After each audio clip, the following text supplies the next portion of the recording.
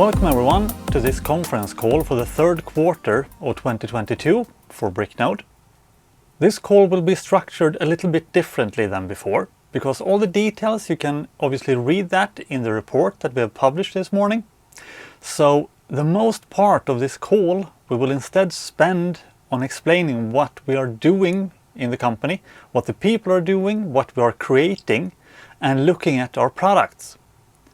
The product vision is really the one that is driving what will happen to this company, together with the great team members that are believers in what we are doing.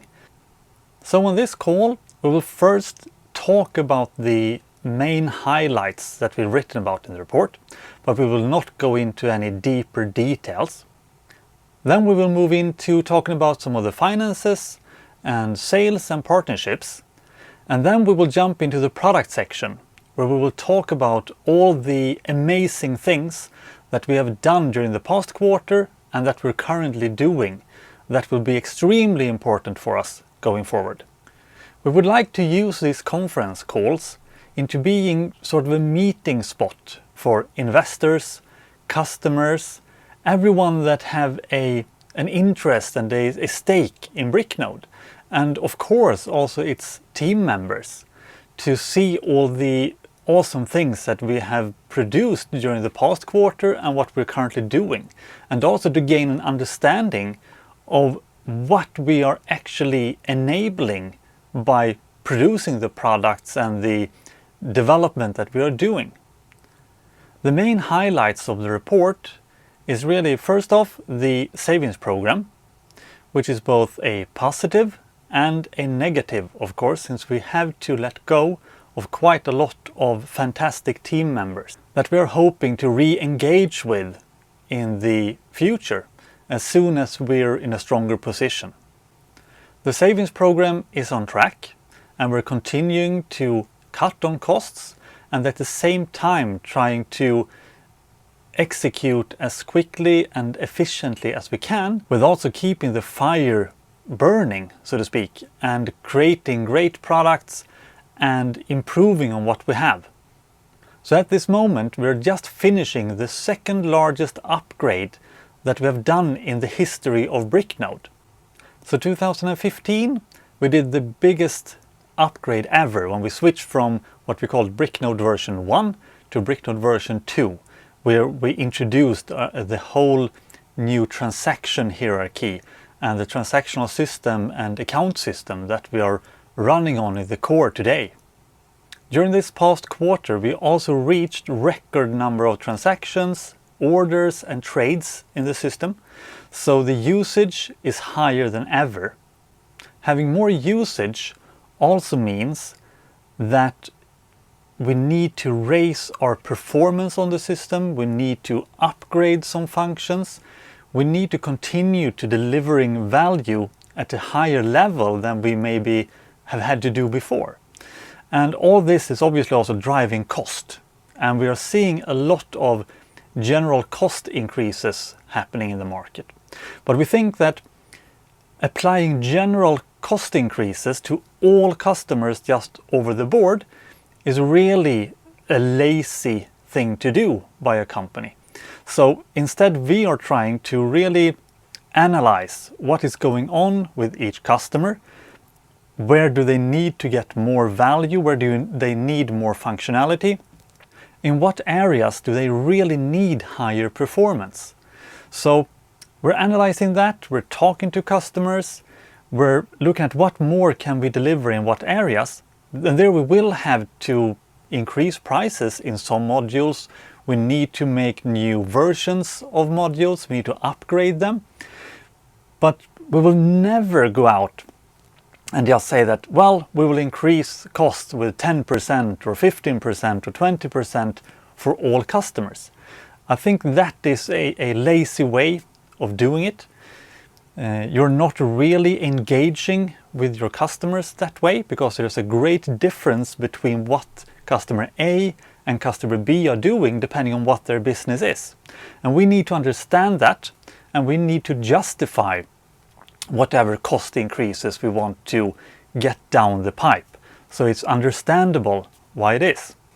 And we are in this game for the long term, and to be that, we also need to make sure that we can sustain ourselves and actually get paid for the work that we put in it. As our customer numbers come up, there's going to be more customers that we can divide that cost between, but there is a certain level, there's a certain floor that we need to see on each customer, and that is something that we're looking closely at right now. But there's going to be a connection to what that customer is actually doing and what that customer needs to get out of the system. We're not just going to say like, here's a cost increase of 10% and just eat it. It's more going to be like, this application, you are demanding this and that much from it, and we need to increase the performance, so we need to make it smarter, and then we also need to raise the price on that application. To build smart products, I think that we really must understand what each customer is really using it for, make sure that we find the common things that are being shared by everyone. We make sure that we really become experts in the different areas, which we think we are. We've been doing this for 13 years now. We've seen basically everything that the financial industry can come up with, I would say. And the system is dynamic enough to support that.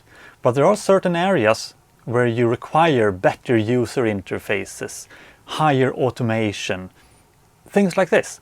And that is really where we're concentrating now.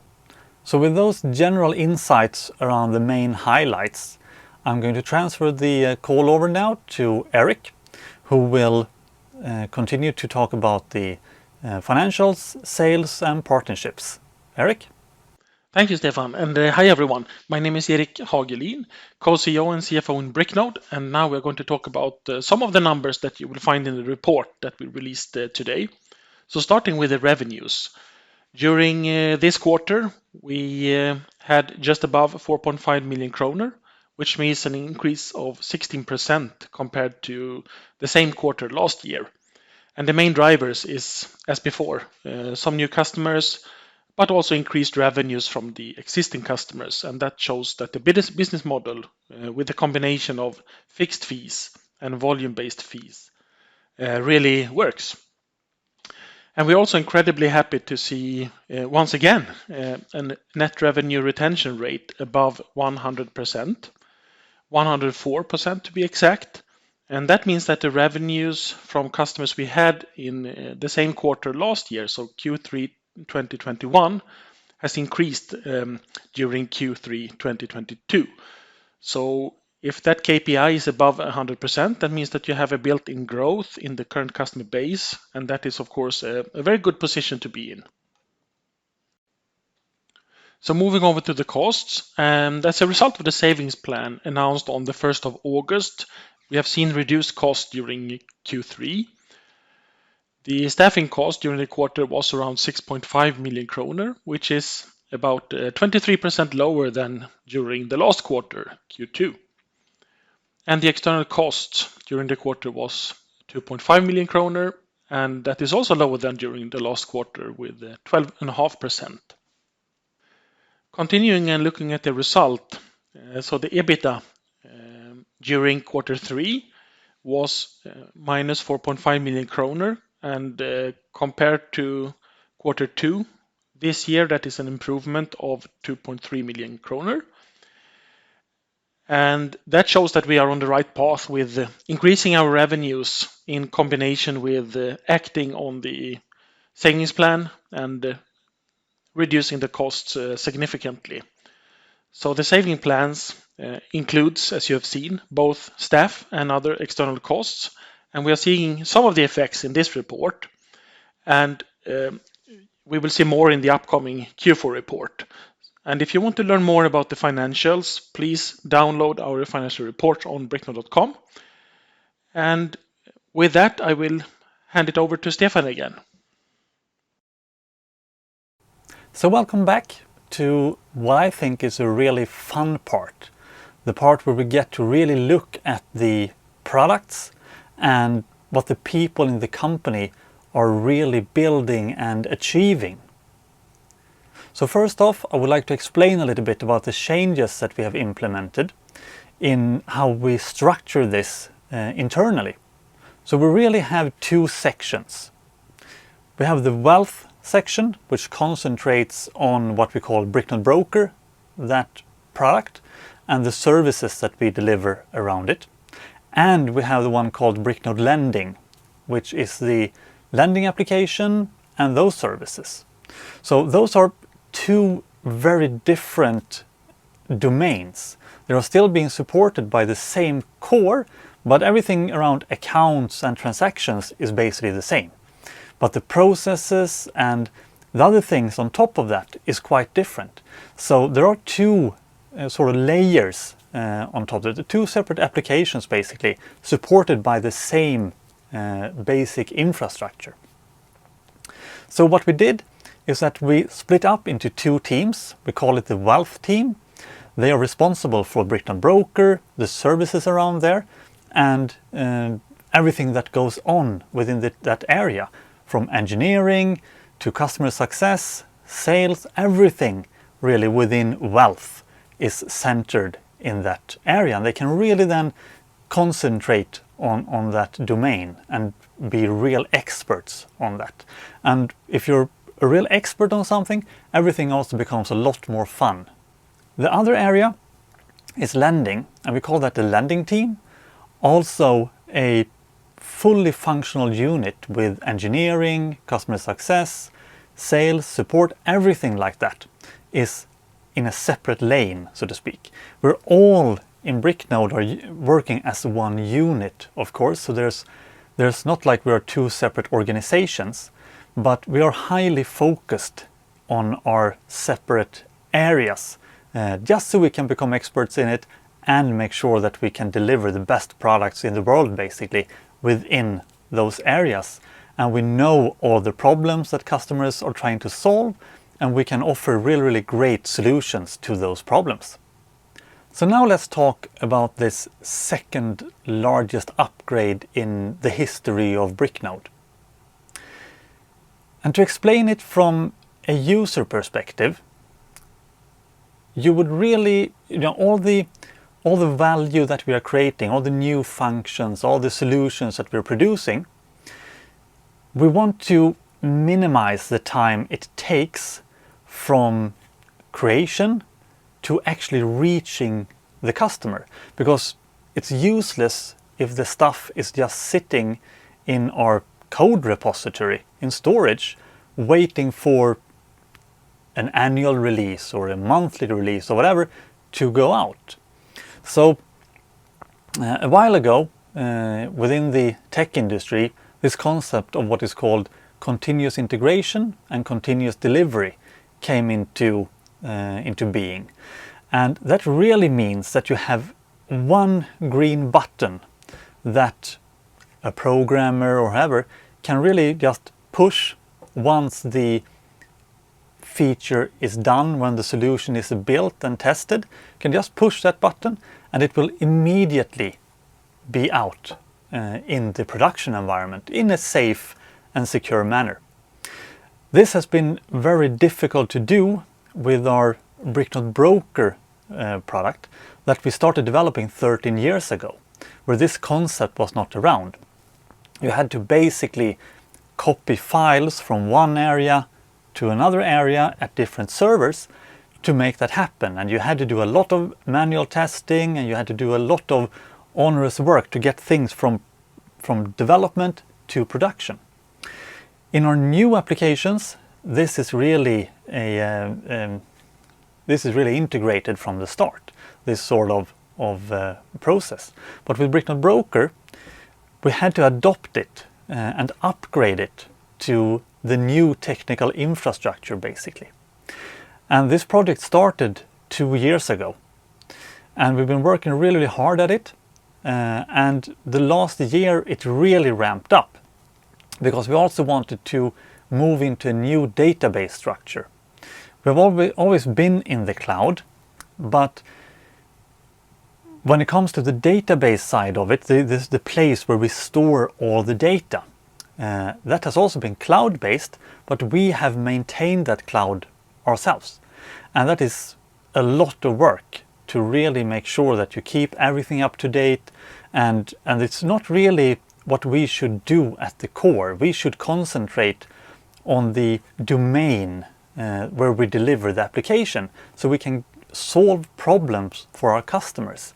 And some of the deep technical stuff at the back end should just basically work.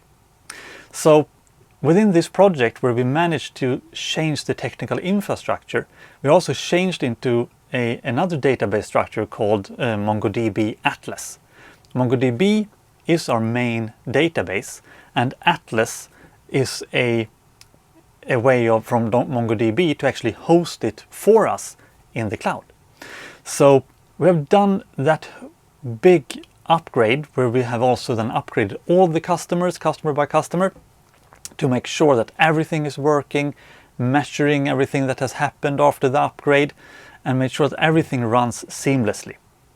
And a lot of functionality that we have actually built during the last 2 years, we haven't been able to release that because we have built it on this new infrastructure, but it has just been running in our development systems basically. So we couldn't publish it out to the customers until we had also then upgraded everyone to this infrastructure. So one of the things that I'm going to show today is the new fee manager functionality in the system, which is really a cool thing. And it has been done for basically 12 months, but we haven't been able to get it out until we made this big upgrade. The second thing has to do with usage. I just talked about that we had a record quarter when it comes to number of transactions, orders. Everything on the system is really expanding very quickly. That also means that we need to do things quicker. Like for example, when you send in 3,000 orders, those orders must be able to process in a safe and secure manner rather quickly. Because it's quite a difference if you have 100 orders going through, 3,000 orders going through, or 30,000 orders going through, because each order might generate maybe 15 transactions in different places. And if you multiply that by 30,000 and you have that going in on one go, you can understand what sort of load that would put on the system. So we really dig deep into looking at what we call our workflows that we have around our ordering system. So we've been able to come up with really cool and smart solutions to step up the performance on the processing time with 10 to 20 times as fast as we had before. In some instances, we're literally going from hours of processing time to seconds, which is really cool to see. And it's also connected to this new upgrade that we have done that really makes this possible. So over the future here, as we continue to really invent how financial administration is going to be done, we're going to reach a new level of automation and efficiency thanks to all this stuff that we have built under the hood that we haven't really exposed yet and not even launched into the marketplace. But that is what we're seeing for the future. So performance is a big area that we have increased our value, and that is now coming out and reaching customers. Another area that is also connected to usage is automatic payments. We have a lot of customers that are offering recurring savings plans, like for example monthly savings or things like that. And then money, for example, is deducted automatically each month and applied to the system, and then automatically there are orders being processed that apply those funds to financial instruments. And as usage has gone up, we've also had to rethink how we kind of deal with these larger processes. Instead of being able to create an export file, for example, that gets uploaded to a bank for processing payments, we cannot really do that in one go anymore. We need to introduce a lot more background jobs into the system. So I'm going to jump in and show you the upgraded automatic payment function, which comes into play when you do exports of automatic payments. So let's have a look at that one. When we create software at Bricknode, we kind of think of it like first we want to establish the essential functionality so that we can actually get that functionality done and we can get that out to the user to actually start interacting with it. That way we can get feedback, we can see how it works, we can check the experience. And once we've done that, we can then start automating the stuff around this. This is because in Bricknode Broker, you have a lot of functionality. And as you can see here on the user interface, there are a lot of things that you can do. But we also now are getting into a situation where we're introducing a lot of automated jobs. Previously, you had to click buttons for everything, but that is good in a sense because when you click a button, you expect something to happen that is according to a certain process or how you want the system to then give feedback to you. So by having everything enabled to interact with manually, we can then tweak this and make sure that the processes are perfect before we go into full automation. So there are a few areas where we have a lot of automation today. And the thing that I'm going to show you today that is a new thing for us is that if you look here at the dashboard, we have introduced a new tab called Activity. And in here, you will see the most relevant things for you, which we think are tasks and messages. So on the dashboard, you can obviously put in your tasks and your messages and things like that as well by going to the settings icon, and you can then set up your dashboard yourself with the stuff that you want to see. But we also then included a little envelope here at the top. So when there is a new activity available for you, something you have been assigned to a task or you have received a message or something, it will pop up there and you can go straight into activities. So we then have a lot of things in the system that could take a lot of time to actually complete. Like, for example, when our customers now have so much activity, and we're talking about this thing with automated payments. So at the end of each month, you might have thousands of payments that should be processed automatically. And in Sweden, we call this type, for example, autogiro. That is one thing that we have in the system that has to do with automatic payments. So if I navigate here to order management, I click on autogiro, which I have enabled as an add-on. I get into this overview. And here I can see that I now have one new admission that will be included in this next file.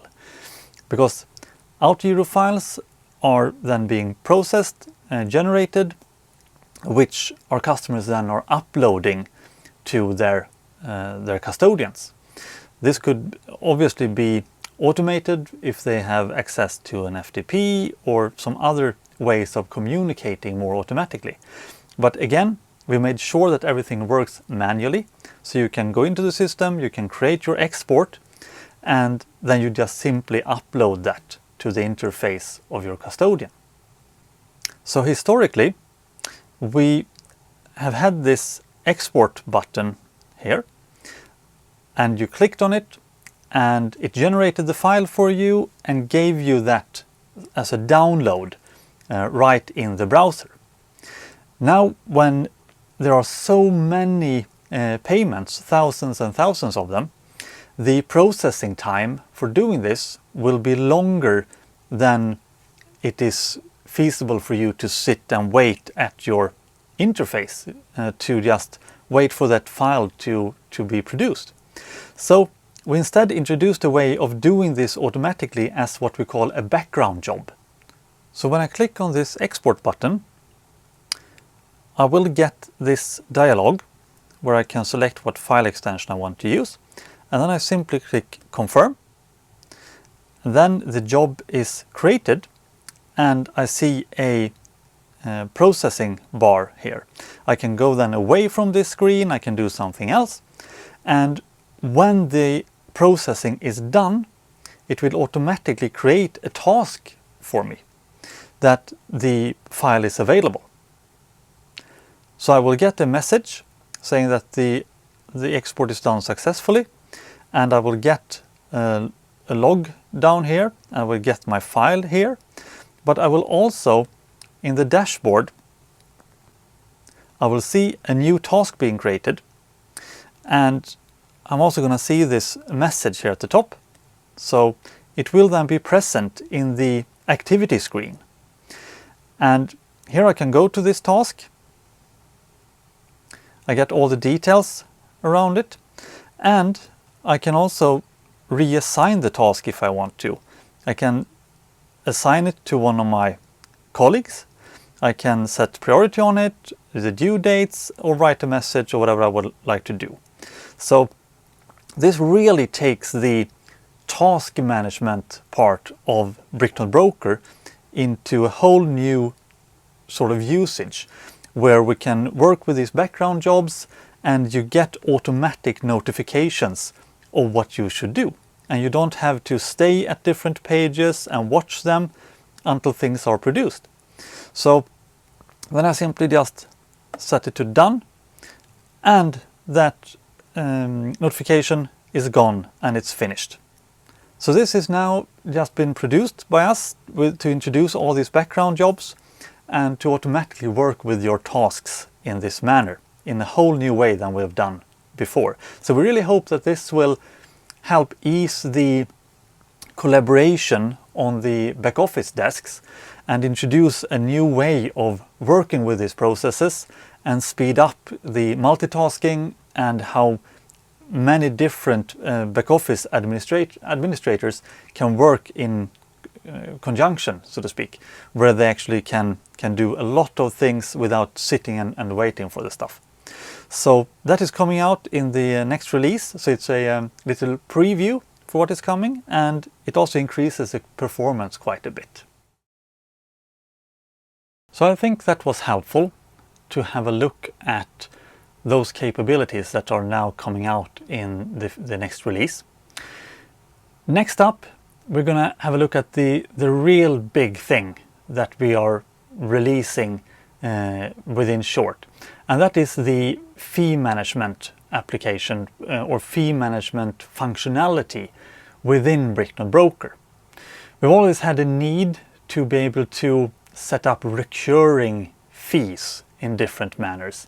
Could be based on assets under management or fixed amounts. It could be deposit fees. It could be performance fees. Different things that should process recurringly.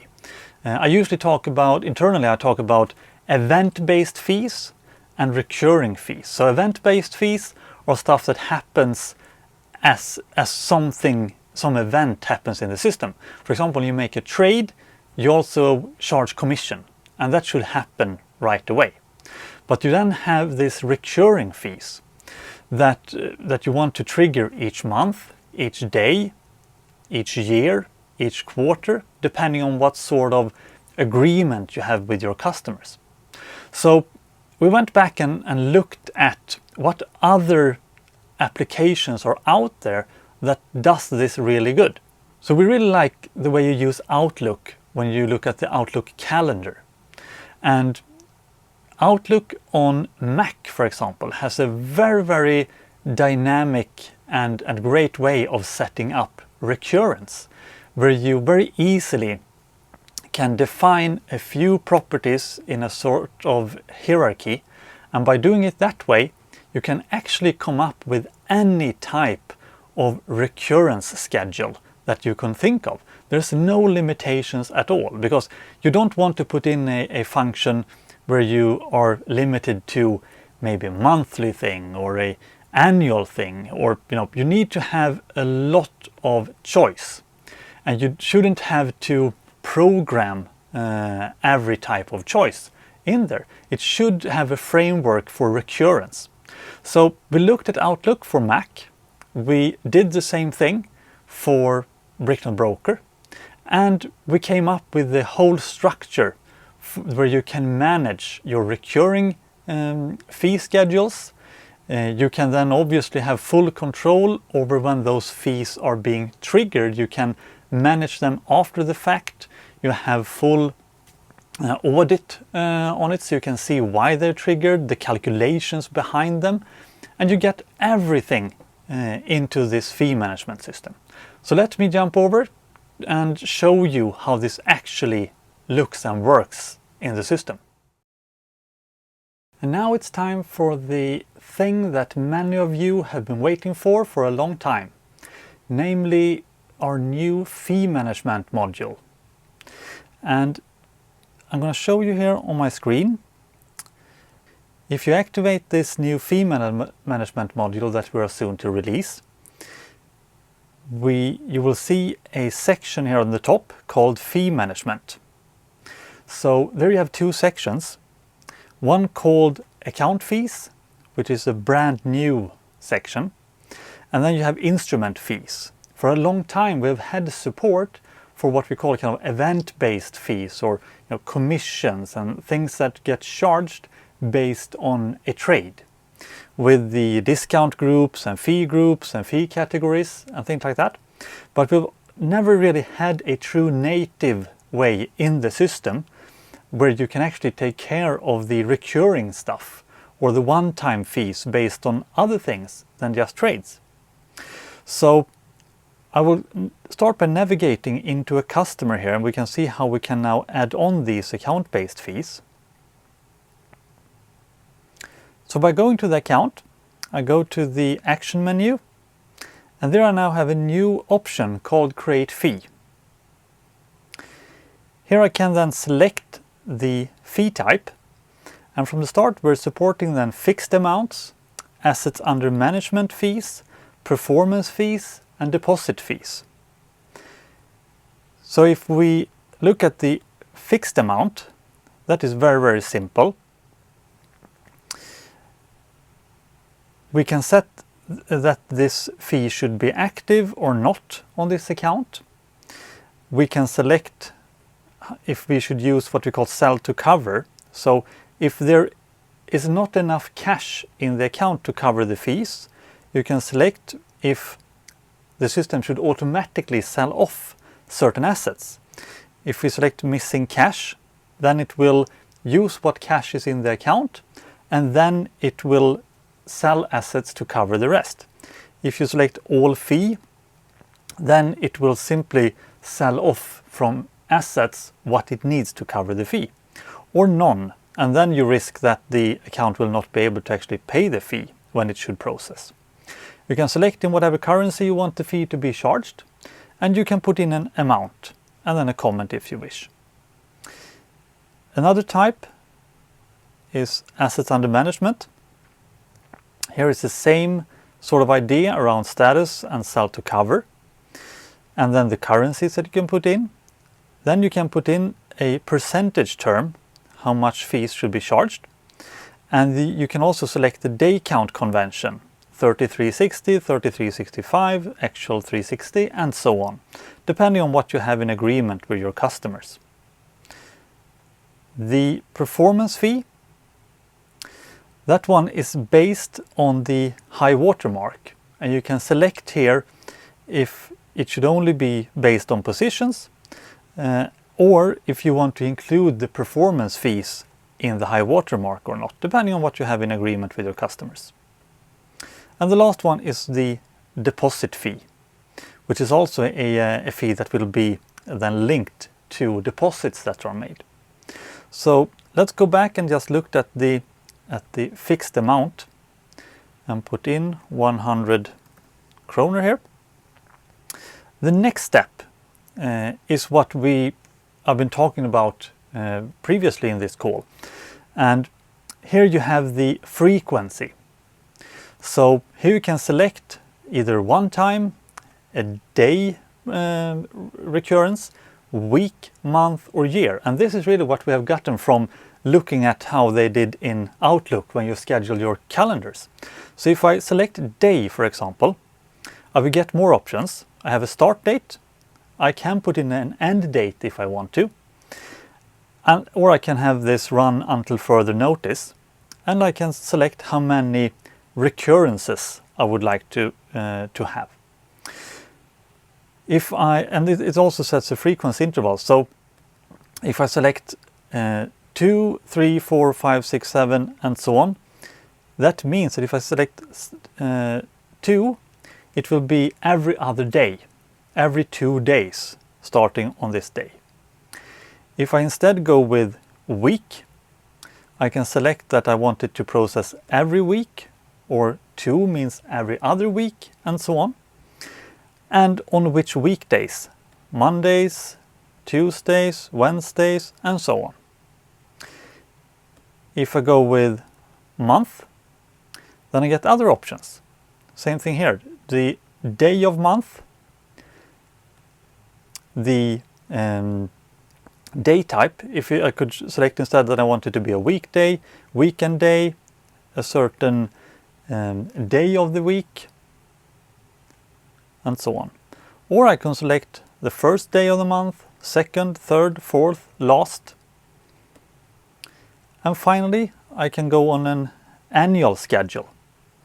And then I can also define what month I want to have it in, and so on. So this gives you complete control over setting up any sort of recurrence that you would like to have in here. So there's no limitations. And also everything is available through the API, which means that if you want to build in this to be created automatically when customers are onboarding, or if you have a consultancy group or something that is working for you, everything can be interacted with through the API on this granularity. So it's full support with API, full support in the user interface. So our idea here is that there are certain steps here that you probably want to interact with, and there are other steps that should be based on templates that are basically default on the different things that you do. So if I go back here and I select, for example, I want this to occur every month. Then on the next step, I can here even select what kind of transaction types should be created in the account that is being charged the fee, in the account that is receiving the fee, the house account. If you want to have custody account influences in this, you can also define that here. So simply open this one and select the customer account, receiver account, counterparty account, from custody account to custody account, and so on. So here, for example, I want to define the customer account. Here I want to set a certain fee type.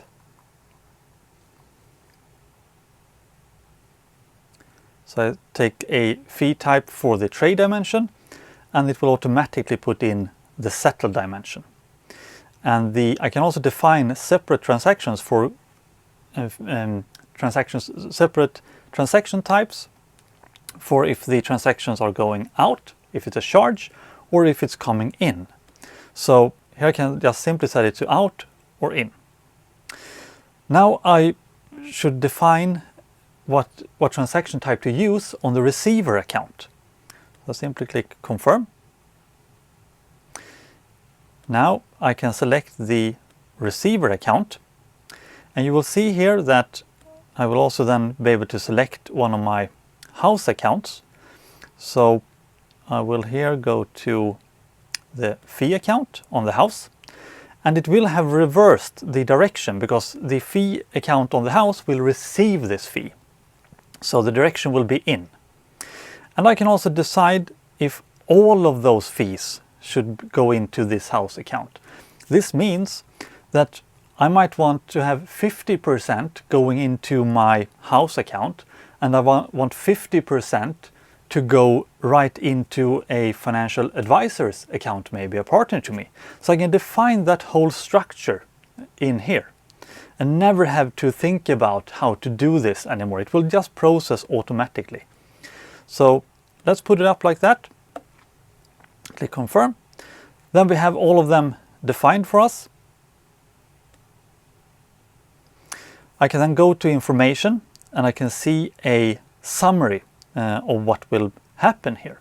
So now I've created a fee record that will be stored on the account and that will automatically trigger new events every month, or the other frequency that I have really put in here.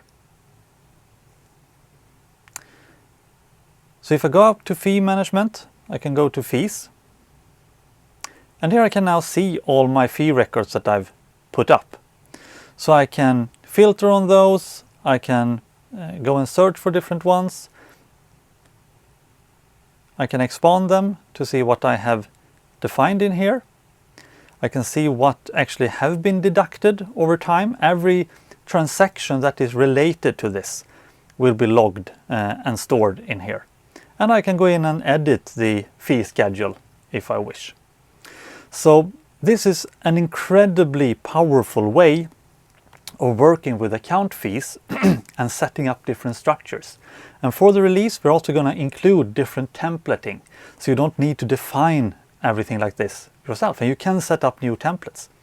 So we think that this will be a real game changer for how you deal with fees, and also taking away any limitations that you might feel right now. There might be a way that you want to set up a performance fee in the system, that the house maybe should receive 10% and 90% of that fee should go to the financial advisor that is managing that account. So you can just set up a structure for this in this application without any need for manual transactions or custom scripts. There's a lot of things that you can use the API for, where you can include this in really nice onboarding forms and have different fee structures set up for your advisors and your white label partners or whatever it might be. And if I go back to the overview page here, I can also see how many fee deductions are pending, upcoming, the history or everything, transaction types used, how many times they've been processed. So you get a really good overview of everything. So this is all about actually being able to do less work, but by setting things up in a structured and automatic way, then you have basically fully automated your recurring fees thanks to this module. And you don't have to concern yourself with keeping track of it and inputting manual transactions through a transaction manager or things like that. It will simply run, you have full control over it, and it will take away hours of work from the back office desks, is the way we see it. And we're really looking forward to being able to release this to you very shortly. So we're really excited about these few things that I've shown you now, and that is just the tip of the iceberg of new things that are coming out, but that really will be able to move the needle and deliver a lot of value to our customers. So with that said, I'm going to hand it over to Joel and into the Q&A session. So Joel, please go ahead. The first one, we have a question here. As new functionality and apps become available to customers, how easily can they integrate these tools with their existing packages? Right, I can take that, Joel. So everything is instantly available in our marketplace. So our customers simply just have to navigate to the marketplace. They can then decide to start trials or certain add-ons will also have to be committed to right away. But when you click on that button, everything is being made available to you right away. So both through the APIs and through the graphical user interfaces. So everything is completely automatic. So it's really nice to have that sort of infrastructure now functioning and working. So there's no hurdles basically to actually get this done. So whenever we publish it, it's instantly available to everyone to just activate. Perfect. Thank you very much. Okay, on to the next question then. How are Bricknode resources split across the wealth and lending teams? Obviously, you introduced that new structure across those two teams on the call. So, how are resources split across those functions? Yep, I can take that too. And obviously, we have certain functions in the company that is common for everything. But we're basically split up, I would say, 50-50 in a way between lending and wealth. So it's a very balanced split there, I would say. The last number of deals that we made has mostly been within lending. So we have a lot of stuff that we want to get out there and produce that value. The wealth side has obviously been around much, much longer. But there's also a bigger business going on, and we have a big backlog of things that we also would like to get out. We're always going to have numerous issues that we want to produce, and we just have to prioritize those as we go. So it's an even split within the company, I would say, between those teams. But again, as I also said, we're working as one complete unit. But it's nice to being able to really focus in one certain domain when it comes to your daily work. So that's how we have split it up. Perfect. Thank you very much. And on to the next question then. So here someone has asked, to what extent are partnerships supporting Bricknode's strategy? Yeah, and let me answer that one. So working with partnerships, that is I would say it's a key part of the strategy, actually. So first of all, buying software should always be about, driven by a business case. And so we try to get into a position to discuss business cases and, sell business cases instead of software. And to be able to do that, there is a couple of pieces that needs to be in the puzzle, so to speak. So, and to be able to offer that full package, we need to partner up with companies that complement us in different ways. And so let me give you an example and try to be concrete. So if you're an investment firm in Europe and you're offering financial advice to your customers, then you definitely need a core investment platform like Bricknode Broker, our product. But it cannot stand alone, so to speak. You definitely need also a customer portal, can be a website or an app where your end clients can consume your services. And plus, you will also need something that can support the advisors in their daily activities, giving the advices, making sure that they have stored all documentation that is needed, and they have the risk assessment and so on the customers, so they can manage the advices and also handle the portfolios. And we don't offer that either. And besides that, you need market access. So you need to have a custodian or several. And we are sort of like sitting in the middle of this architecture, but we need good partners around us that can help bring the business cases to life, so to speak. And we're very happy that we have quite a lot of successful partnerships now, and we have an extensive marketplace. So we can really find the right partners for the customers. And so that is, part of our strategy, definitely. And from a sales perspective, we cannot expect also to be the number one point of contact for customers looking to offer or change a current investment proposition. So we need also that part of it to be included in the sales strategy, to work with partners that might end up talking to potential prospects before we do, so to speak. So they should know that Bricknode should be the core investment platform. Perfect. Thank you very much, Erik. And I'm just looking at the Q&A panel here. I'm just going to skip to one question because it's quite related to what you've just spoken about there in terms of partnerships. Someone's asked, in the beginning of November, we announced a partnership with Toom. Can you elaborate a little bit about that and the expectations for the partnership going forward? Yes. So Toom is a core banking platform provider. So they are also a SaaS company. They are similar to many other core banking platform providers. They have been focused quite a lot on offering the current account, credit or debit card, the international, instant payments, lending, and also deposit accounts. So what we like to call the cash part of banking. And what we have in Bricknode Broker, that is really the investment side of banking. So that is why we partner up with Toom, because they offer something we don't, and we definitely have something that they don't have today.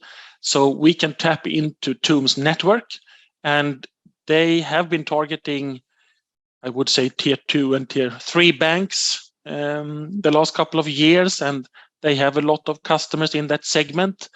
And sooner or later, they will also start looking at adding the investment side of banking, and that is where we fit in. So this is a start, and we are going to work closely with them going forward. We hope to see if we can get some mutual prospects and have a first success case in the market.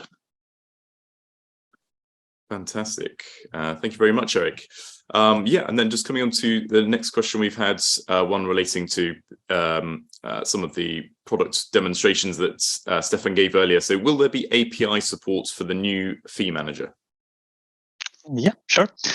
So I think I also mentioned that everything is available in the API. So we're trying to always move with API first. So all the stuff that we create, we do it in the API first, and then we use that ourselves to build the graphical user interfaces as well. So there's full support for all the new functionality that we have released around that. So that will be available instantly on our publishing of it. So definitely.